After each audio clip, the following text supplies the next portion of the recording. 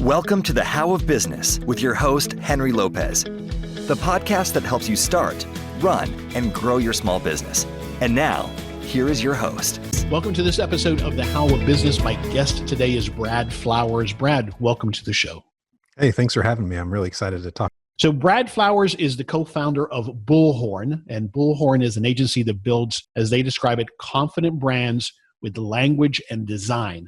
Brad leads specifically naming and language generation at Bullhorn. He has a degree in English literature, which, as he says, he finds was more useful than he expected. Brad's also an avid bicyclist.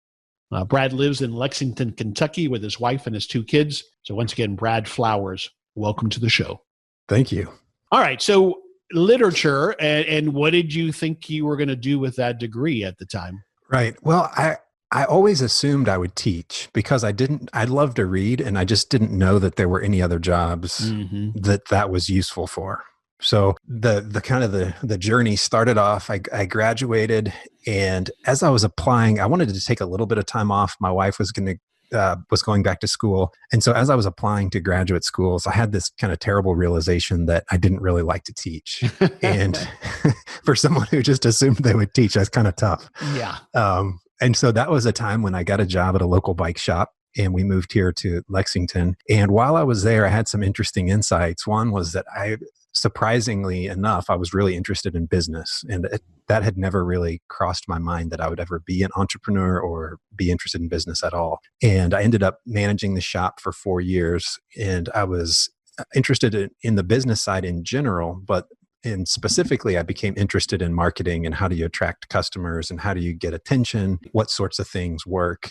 And while I was there, the owner allowed me to serve on some committees during the work time that would promote bicycling events in Lexington. So I got a lot of outside experience. So that's really what led me to the point where I just, as working at a local business, I didn't feel like there was anywhere else I could really grow in the business. And so it was the fall of 2008, so pretty lousy timing. And sometimes I make the joke that I couldn't get any other jobs, so I had to start a company, which is like half true probably. Right, and thank goodness for that in retrospect, though. Yeah, thank goodness. And so I had a friend who had similar interests, and we started that fall and started getting some clients towards the end of that year in 2009, and have kind of gone from there. And if I understood it correctly in the research, which makes because the thing that's so interesting is how the heck do you go from literature major bike shop experience to now helping others with branding and marketing?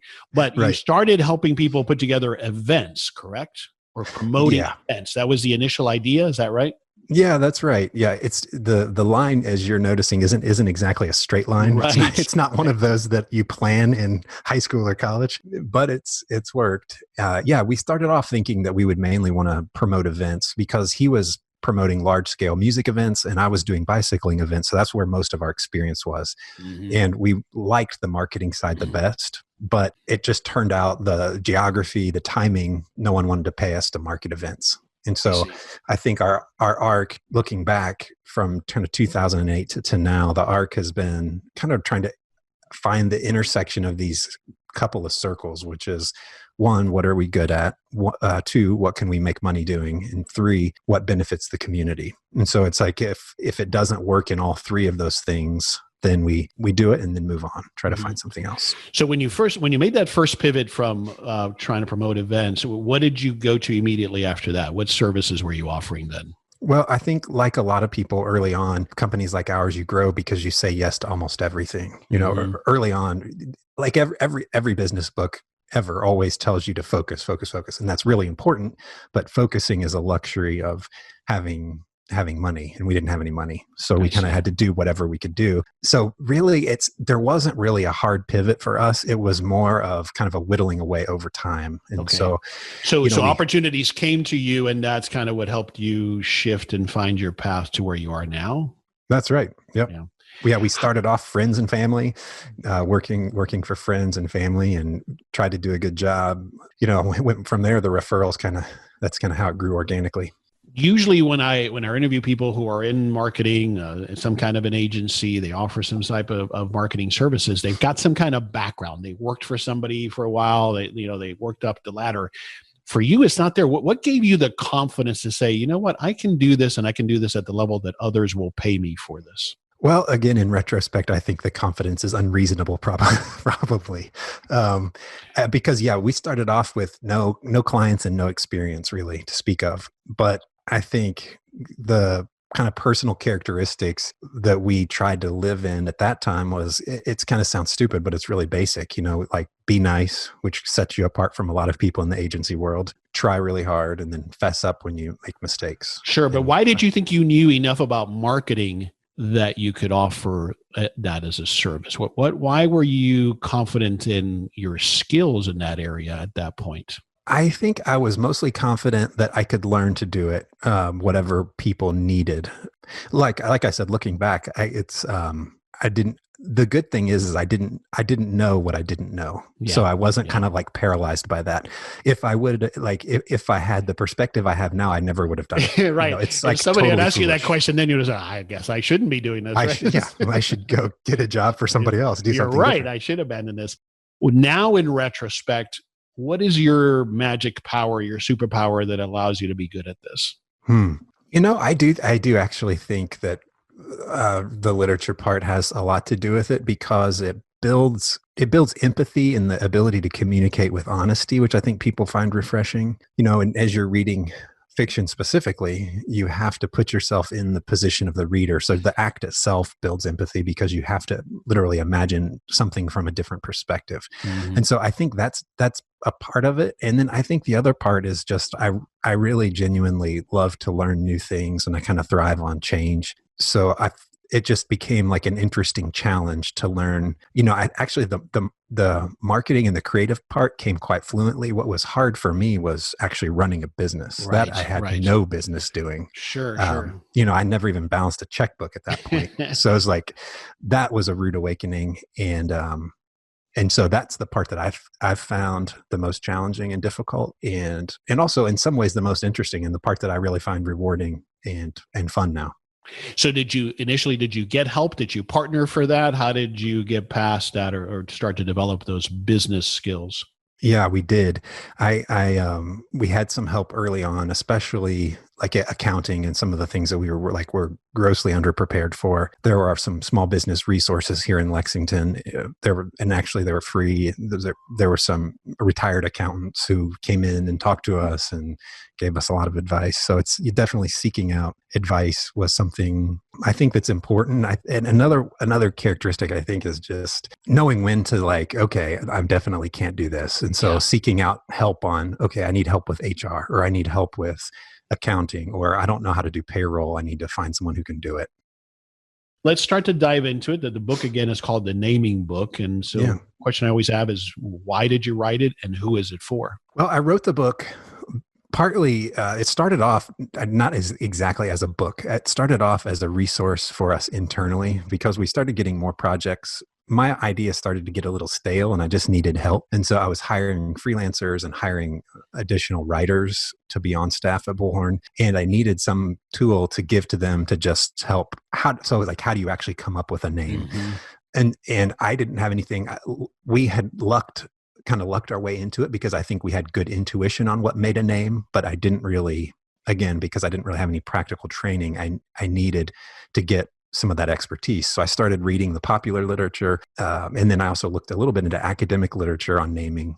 And I started realizing that there's really nothing out there. At that time, there wasn't really anything out there that would help someone go from, I have an idea for a business, to a name. Most naming books fell into two camps. They were either kind of story or anecdote based around what's the history of a particular name, which is interesting to know, like, why is Patagonia called Patagonia? It's an interesting story. And then the second one comes from the perspective of someone who's really good at naming, and they tell you what they like and why.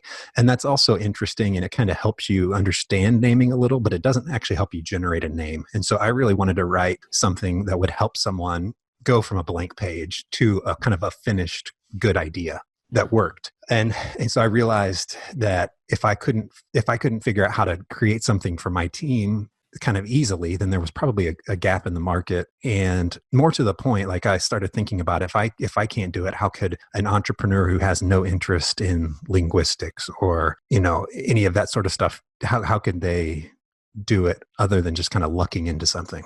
Yeah. It's like it's not surprising that you took something that obviously is a creative process, but applied a system to it, a business approach to it almost. Yeah. And it's not that it confines it, but it's a framework for how to do this, right? Right. I think people think of creativity as something that's like you're kind of waiting for magic to happen. Exactly. That you shouldn't put any rules to it and it just happens when it happens. Right. But after having done this for over a decade now, I can tell you without a doubt that the only way to continuously produce high results in a creative field is to have a rigorous process. And that's what I set out to do, is to give the framework and the tools for people to work through and make something interesting. Yeah, I agree. In my experience, what I see is what happens otherwise is it paralyzes people because it is, supposedly such a creative thing. And then we get frustrated. Maybe I'm just not creative enough. And so you get paralyzed and you stop. What I find is when you have some kind of a process or a system, it helps you take those steps one at a time to get there. Yeah. I think that's definitely true. And I think it also, additionally, it has a little bit to do with how we're taught from the beginning, where we're kind of looking for the right answer, just kind of converging on one thing, where really in order to come up with a good name, I think it's the opposite approach. It's a really divergent exercise. You have to create lots of potential names. And so then you kind of get the idea that I kind of say sometimes that there are the hard things about naming. One is establishing a criteria by which to judge names. And then the other is generating lots of ideas to judge. Okay. So you've touched on a couple of the points already, but in the book, you lay out the 5 steps to creating brand and product names. And I just want to walk through at a very high level and kind of pick a couple of things out of those. You mentioned the first one. So the first step is establishing criteria. Tell me about that, because that's, as you said, I think that's one of the key components. And I agree. What kind of criteria are we talking about that someone should set as they're starting to name a business or a product? Yeah, that's right. And it's such an important step because most people jump over it altogether and don't consider that they even need a criteria, because as we were talking about, they're looking for kind of this like name to just like hit them. And right. The skies will part and here's the perfect name. Right. Yeah. Right. And so thinking about criteria, there's a lot that goes into it, because it says the criteria should be as unique as you and your business. So there are a couple of things that generally most people are interested in, and it has to do with memorability as one, for example. And there are some linguistic tricks that make some words more memorable than other. And I talk about some of that. So it's like, for example, sometimes a hard initial consonant is sometimes more memorable. Rhyme, those sorts of things. There's kind of interesting research around that. And I talk a little bit about it in the book without going too far into the academic side. And then things like spelling and pronunciation. Most businesses, you generally want your name to be pretty easy to pronounce for the most part. You can kind of think of like the item on the menu at a restaurant, and if you can't pronounce it, you're probably not going to order it because most people don't want to look stupid. Mm-hmm. So is pronounceability important? But then the flip side, I talk a little bit about too, there are some industries where sometimes being difficult to pronounce can be a good thing because it creates distance between the purchaser and the product. So like especially high-end products like high fashion tend to have legacy foreign sounding names because they still work, because there's an air of inaccessibility about them. I see. Fascinating. This is Henry Lopez, briefly interrupting this episode to invite you to schedule a free business coaching consultation with me. I welcome the opportunity to chat with you about your business goals and offer the guidance and accountability that we all need to achieve success.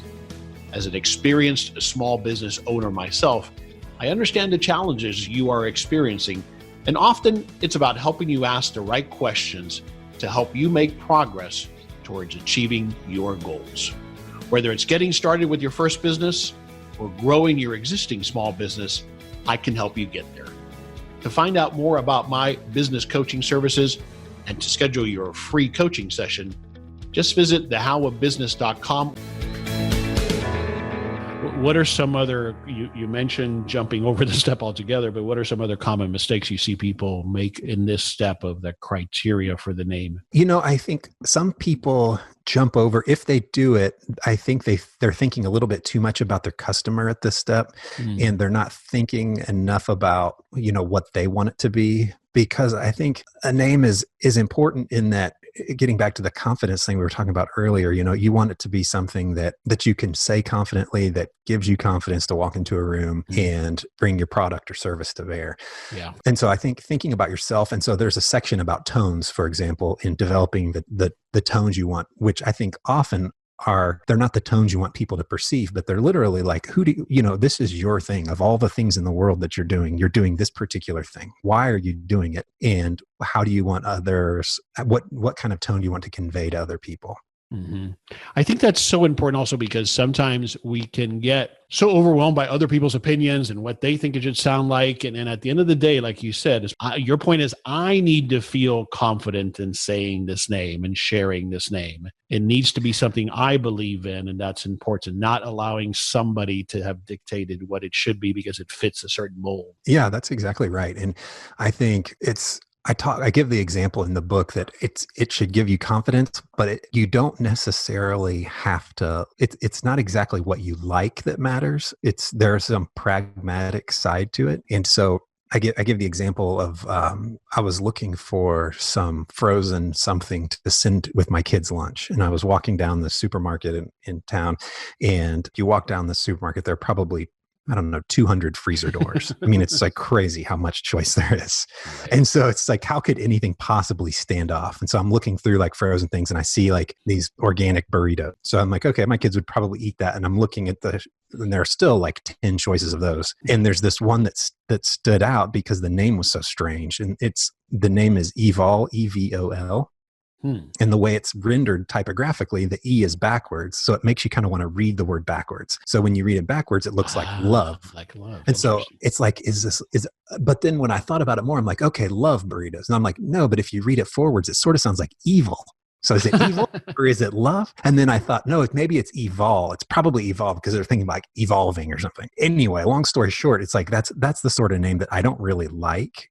But because I think it's kind of too precious and trying to be too clever, but it caused me to stop and I bought the burritos. I was going to say it ended up in your shopping cart. I suspect it worked. It totally did. Yeah. So it's like, what the expert likes or even what you like, may not matter when it comes down to it. Sometimes there's a pragmatic should be involved because this is a business. You're not naming your cat or something. That's right. Okay, so that's the first step, establishing criteria. Second is brainstorming, which you also mentioned. Tell me how brainstorming works here as you define it. I mean, that's a step that I usually take. Well, I'll just write down everything that comes to mind, or if we're in a group, we'll throw it up on the white erase board. Mm-hmm. Is that what you mean by brainstorming? Yeah, in brainstorming, what we want here is to just get out as many words as possible. Right. No filters. There's no wrong answers. Just get it all out. Is that fair? Right. Yeah, that's fair. And what I've found working with groups of people is that often folks have a hard time with this step because it's hard to know where the first step is. And so once the first word's up there, it gets a little easier. So most of what this step in the book is, at least, is it helps people create interesting starting points to generate lists of words that you might not otherwise come up with. I see. So who do I include in the brainstorming session? This is probably, it kind of depends if you're a solo entrepreneur, this is still probably just you, or maybe if there's someone, sometimes it can be valuable. For example, there was a woman who tested out an early version of the book, and she was starting a company providing resources to preschool educators. And so she thought in a really particular way, and her husband is an architect who thinks in a totally different sort of way. And so it was helpful for her to have him brainstorm too, because his lists of words were so different from hers that it helped her have more raw material to create names. Yeah, that makes sense. So that's, and so there are a couple of different tools that we use to create sentences. So it's like, what are, the first thing is making it concrete. So writing specifically what you're going to do. Most businesses do a couple of different things. So like if it was Bullhorn, for example, it might be, we design logos. And so then I'm going to take design as a starting point and try to come up with 10 words. Then I'm going to take logos and come up with 10 words. So you're starting with different types of words. And then the next step is to get abstract. And that's when you kind of come up with more interesting things. So it's like, is a metaphor someone would use for your business? So for example, Bullhorn, sometimes people say after one of our meetings, they say, wow, that really felt like a therapy session. And so therapist ends up being a starting point. And that you come up with totally different words than you would normally ever think of in the context of your business, but can be metaphorically relevant. And that's when sometimes you can come up with the most interesting names, something like Apple or something, which works metaphorically for the business, but not literally. Right. So like for your business, I notice sometimes you refer to yourself as a coach. You're not literally out there coaching a team of entrepreneurs, but what you do is likened to being a coach. So if you were naming your business starting there, you might, or you might go through and have that as a starting point and think of what are famous coaches or clipboard or whistle or, those sorts of words that you associate with coaching that you wouldn't normally think of. I see. Yeah, that's great. That's really insightful. All right. So then compiling names is the third step. Introduce that step for me, compiling names. So compiling names, at this point, you're going to have a couple hundred words down, and we're going to go through and look back and see if any of those words can actually turn into names. And the way we're doing it is we're going to separate out about 7 different categories of types of names. And so this gets kind of into the mechanics of naming. We start off with real words. So we'll look, what are words that stand out? So like, you're thinking of naming a business coaching business, and clipboard is one of the ones on the list. And you're like, oh, clipboard, that's kind of an interesting word. That might be a good name for a business. So that might migrate over to a real word. We look at foreign language words. So there might be some words that are really good, but are just too common to be used for a business name. And so you might translate it into Spanish, Italian, French, some of the ones that tend to be a little bit more pronounceable. Or sometimes, like say you have a Greek grandparent or something, you might want to find something in that vein because it's personal to you. So we'll look at foreign language words, compound words like Facebook. So I give a couple of ways of actually going through and kind of smashing words together, and what are rules that can help you do it in a way that makes the name sound aesthetically pleasing. Like Facebook is nice to say, it's just easy to say. Right. And you kind of have like two different words that aren't really related, but together they kind of imply a third thing. Yeah. We look at phrase names. There are a couple of different times they're kind of slipping. What's a compound is what I was trying to think of. Compound, which would be, like Pinterest, where you take 2 words and kind of smush it together. So it's like pin and interest. And so it's, you're literally pinning your interest up. So it's, things like those that can work really well. Yeah. Great ideas. Great tactics, Sarah. One of my business names, which is under which I do coaching, is Levante Business Group. And that's, as you said, Levante is a play on the Spanish word to lift, which I think is related to coaching and helping people lift up their businesses. So that's how I came up with that one. That's great. All right. So establishing criteria is one, brainstorming is the second, compiling names, you just explained, expanding your knowledge. Some of this is the obvious, like sources, like a thesaurus, I think, and other things like that. But what are you seeing works well here to expand our knowledge, as you say? Yeah. Here, a lot of times people think that they need to be familiar with the word that they're going to use to name their company, but that's not always the case. Sometimes there are a lot of really great obscure words out there, and it can make your life a little easier sometimes down the road when you're looking for URLs, which is another criteria. Do you need a short URL? If you need a short URL, you'd better start looking for obscure words, because all of the more common ones are taken. Yeah, they're all common. So like, for example, one tool we use is going back to the metaphor list from the second step and looking at what were the metaphors you picked.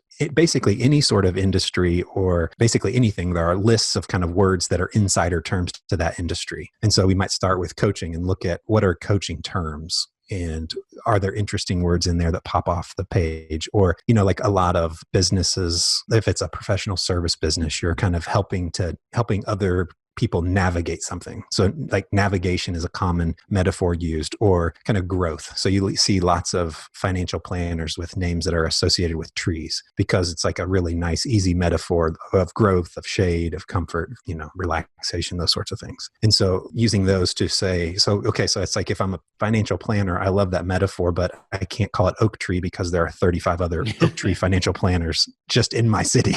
Right. So you have to say, okay, well, what are maybe trees native to the Southwest, or trees native to Texas, or whatever? You have to get more and more specific. And then maybe you're looking at, how do trees grow? What are lists of biological terms related? And so really you're just looking for obscure words that can really create a hook for the story of your business. Is I think that's what I find the most interesting, when you can find something that, like you were mentioning with Levante, it's the starting point. Someone will look at it and say, that's a weird word. What does that mean? And then you can say, well, I work with other businesses, and it's a play on a Spanish word, and because I would really want to, help people put their best foot forward.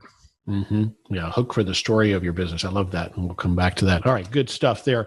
All right, and then step 5 is deciding on the final name, which is probably the hardest thing to do. And I find what's so challenging here for myself and my clients is by this point in the process, your head is spinning.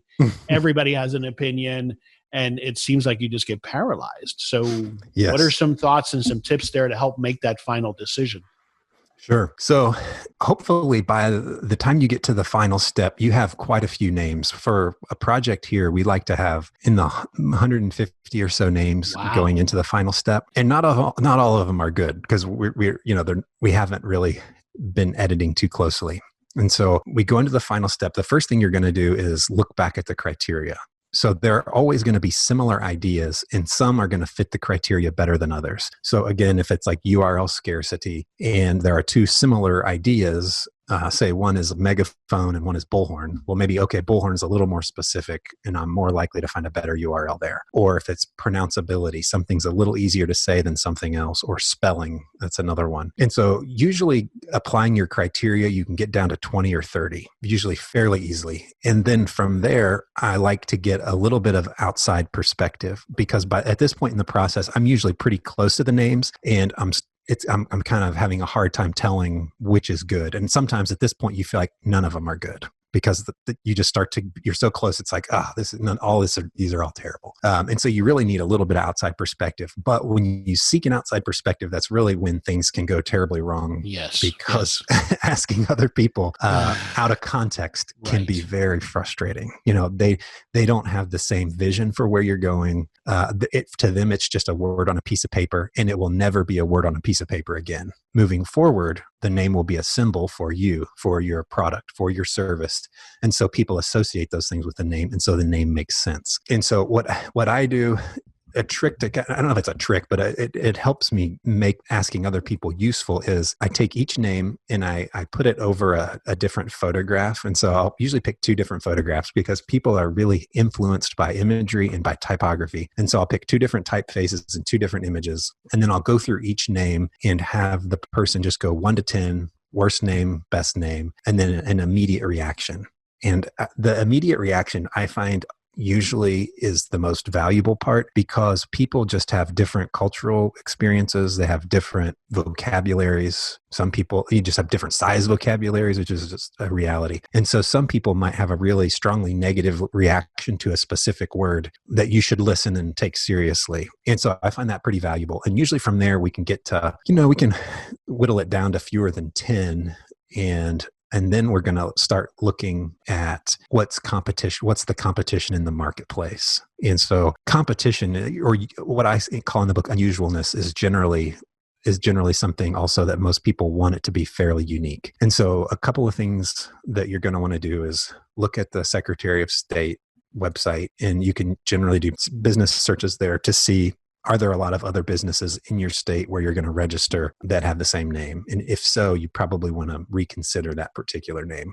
Same thing with the trademark search. You would do that as well. Yeah. The USPTO.gov. Yes. I also go there, and sometimes you'll have a name you like, and you pull it up, and there are like 973 results. Right. Then you have to kind of backpedal on that one. But you don't do that as well as the domain search until you've got that list of 150, and those only make it on 150, because that's where I struggle sometimes. I think I'm doing that search maybe too early, and it's narrowing me.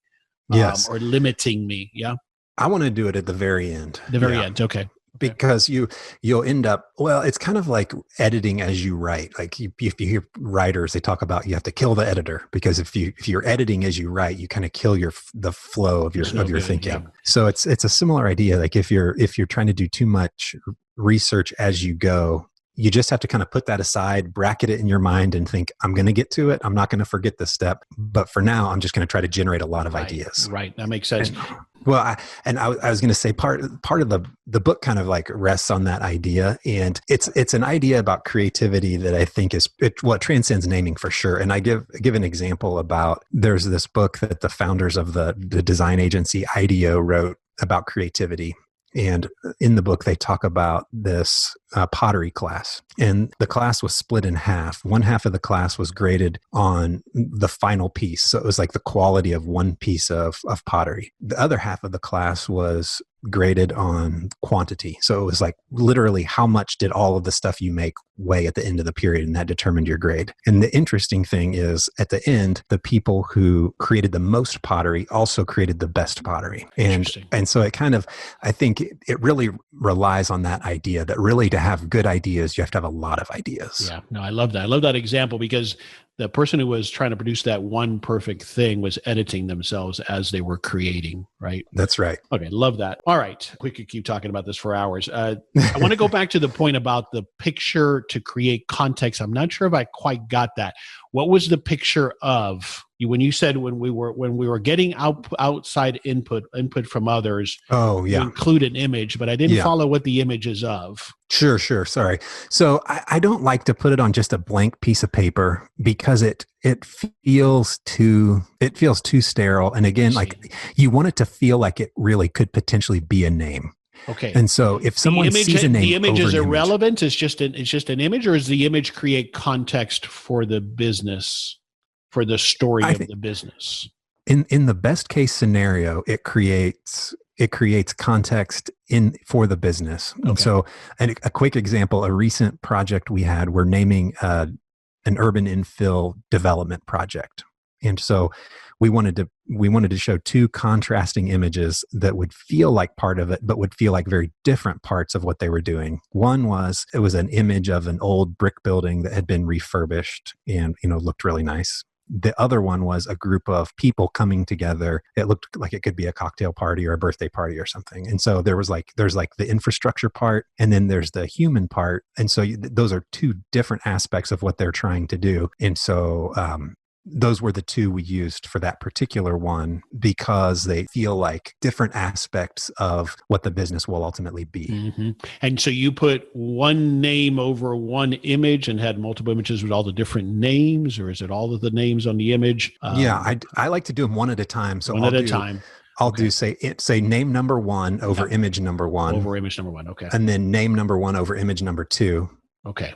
And I'll hold it up on the screen for about 30 seconds. I see. And then I'll switch. Then it's name number two over image number one. Because again, you're looking for typically that first reaction is what you're looking for, right? That's right. And then, sometimes I'll even go back and then I'll go back through the names and tell the story of the name and then gauge whether it made the name more or less favorable. And that's also kind of interesting to do sometimes. Okay. Because a lot of times at this point, you're presenting words that are either new words or really obscure words that people might be uncomfortable with. And so if you start to tell the story and it's this really cool story, it's just like, hero of such and such or whatever, then people can be like, oh, okay, I get it. I just didn't know what it was. But now that I hear it, that totally makes sense. I love it. Right. I mean, when people first heard of Nike, they didn't know what the heck that was, right? Now it doesn't matter, but there was a meaning behind it initially. That's right. And that's a good example because even that's like where name challenges can be overcome, because on the surface you look at it and you're going to say Nike. That's right. Like rhymes with Mike. And so it's like there are inherent challenges there, even though looking back on the success of the business and all the context, we think it's kind of the best name because it's so like metaphorically powerful, even though we kind of gloss over the challenges because it's such a successful company. But just to talk about that for a moment, but that's now in retrospect, that's great, but that's a lot of friction for a small business to overcome, isn't it? Yeah, it is. I mean, imagine starting a computer company and calling it Apple. I mean, that's pretty weird. But at least I could pronounce Apple, right? Yeah, that's true. Okay, Patagonia you mentioned as a good example. Or are there any other examples that come to mind that you think are good names that we would know of, and maybe briefly why? Or maybe it's Patagonia. Do you think Patagonia is a good name? And I know that's such a subjective question. Is it a good name, right? But you know what I'm getting after. I think it's always good to continue, as you have in this conversation, to relate it to something that we're familiar with, so we get it. Yeah, most of what I talk about in the book is sticking to your criteria. And I don't talk much about what I like because I try to talk more about what works. And so I think some names just really work really well. And whether I like it or not, it's kind of right. That's the better question is, why does it work? Why does Patagonia work? Yeah, I mean, I think it works because it inspires this idea of travel, of this exotic destination, of maybe like you can kind of picture the mountain peaks. It's for most of us, realistically, who buy Patagonia products, it's something that we wish we were, but we're not actually. Because most of us like wear it while we're lounging on the couch reading a book, not climbing a mountain or something. So I think it works because it kind of speaks to exploration and independence and all of these things that I think appeal to the people that buy the products. Yeah. What's one thing you want us to take away from this conversation we've had about naming businesses, products, or services? What's one thing you want us to take away? I think the main thing I want to take away is that especially now, like things can feel really uncertain and confusing. And if you are starting a company or a new product or service, there's a lot of doubt. And I just want to convey that with a process, sometimes just taking that first step can not only be useful and practical, but can also feel really good and productive and like you're working towards something. And so regardless of whether you have any experience naming or not, with the process, I'm convinced that anyone can do it. Yeah, that's such a great point. I think that's an approach that I think works for anything that's overwhelming. If you just kind of don't look at the big obstacle, but break it down into its steps, it usually makes it a lot easier to get somewhere with it. That's absolutely right. Tell us again where you want us to go online to find out more. Yeah, you can find more about Bullhorn at bullhorncreative.com, or the book's website is thenamingbook.com. Wonderful. And we'll have links to both of those on the show notes page for this episode at thehowofbusiness.com. Brad, this has been a fascinating conversation. I could talk about this for another hour. Thanks for indulging all my questions, sharing all of the details, all the practical examples. That's exactly what makes a great show for us. So thanks for doing that with us today. Absolutely. It was a lot of fun. Thanks for having me. Folks, this is Henry Lopez, and thanks for listening to this episode of The How of Business. My guest today again was Brad Flowers. We release new episodes every Monday morning. You can find us on Apple Podcasts, Spotify, and at our website, thehowofbusiness.com. And thanks again for listening. Thank you for listening to The How of Business. For more information, links, and other resources, please visit thehowofbusiness.com.